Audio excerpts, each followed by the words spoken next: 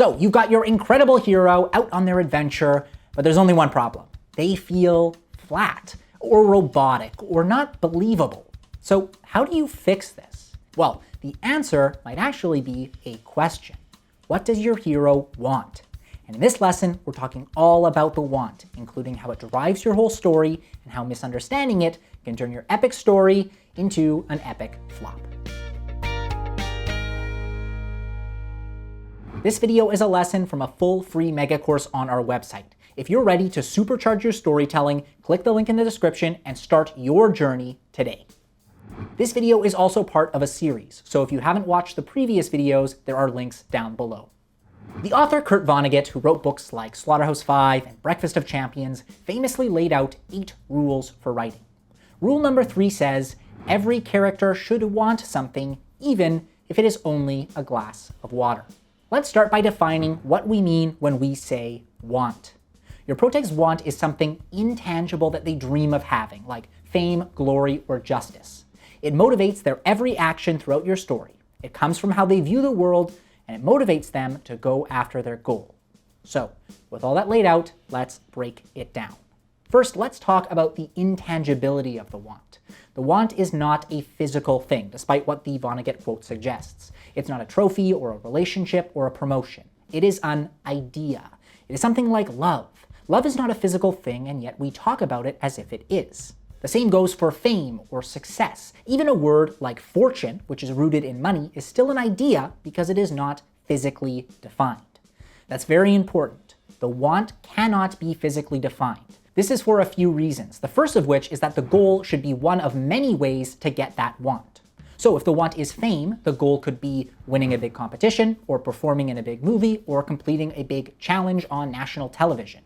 This way, it makes sense why your protag hasn't got their want yet, because there is no one clear path. Next, the want should motivate every action your protag takes throughout the story.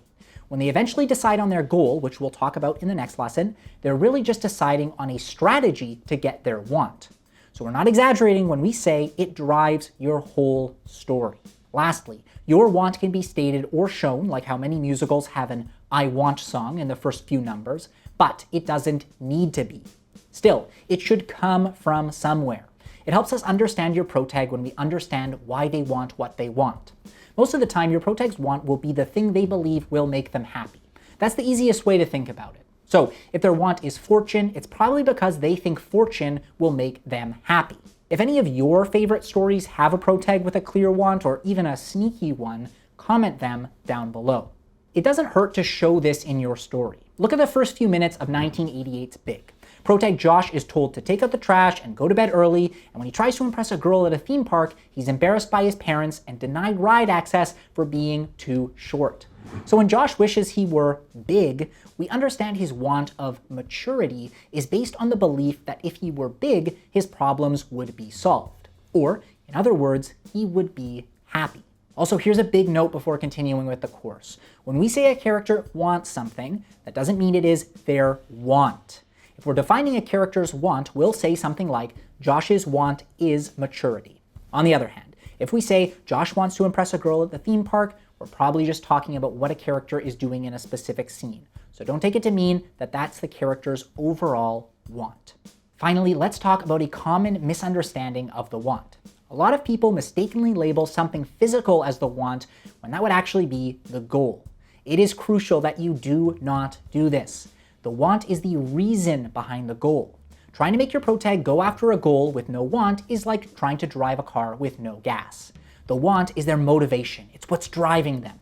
And when a character has no motivation to go after their goal, the audience will see through your story immediately. Your protag will become flat, robotic, or unbelievable, and your audience will not only be bored by the character, but they'll be bored by your story too.